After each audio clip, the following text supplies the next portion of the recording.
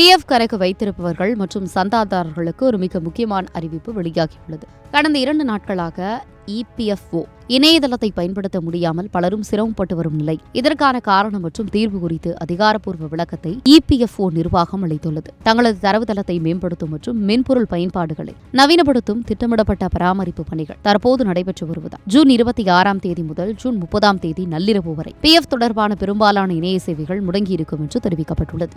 இந்த தற்காலிக முடக்கத்தினால் புதிய கிளைம் விண்ணப்பங்களை சமர்ப்பிப்பது, ஏற்கனவே சமர்ப்பித்த விண்ணப்பங்களை பரிசீலிப்பது மற்றும் பாஸ்புக் மூலம் இருப்பை சரிபார்ப்பது போன்ற வசதிகள் பாதிக்கப்பட்டுள்ளன. அது மட்டுமல்லாமல் புதிய பணியாளர்களுக்கான UAN எண்ணை இணைப்பது மற்றும் ECR தாக்கல் செய்வது போன்ற பணிகளையும் இப்போது செய்ய முடியாது. வெறும் இணையதளம் மட்டுமல்லாது உமாங் செயலி மூலமாக நீங்கள் பெற்று வந்த PF சேவைகளும் ஜூன் 30ஆம் தேதி வரை தற்காலிகமாக நிறுத்தப்பட்டுள்ளன.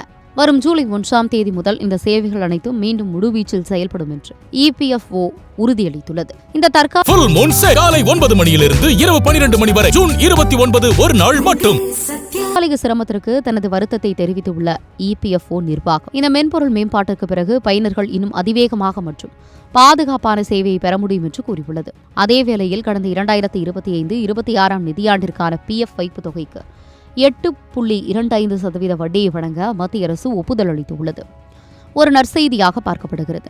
இந்த வட்டி தொகையானது இம்மாத இறுதிக்குள் அல்லது ஜூலை மாத தொடக்கத்தில் சந்தாதாரர்களின் கணக்கில் வரவு வைக்கப்படும் என்று எதிர்பார்க்கப்படுகிறது.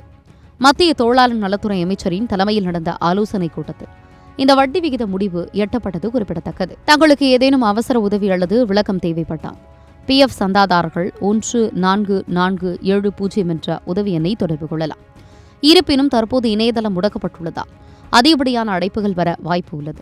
எனவே பொறுமை காக்க வேண்டும் என்று அறிவுறுத்தப்பட்டுள்ளது. எனவே PF கணக்கிலிருந்து பணம் எடுக்க திட்டமிட்டிருப்பவர்கள் அல்லது இருப்பு சரிபார்க்க நினைப்பவர்கள் வரும் ஜூலை 1ஆம் தேதி வரை காத்திருப்பதே சிறந்தது.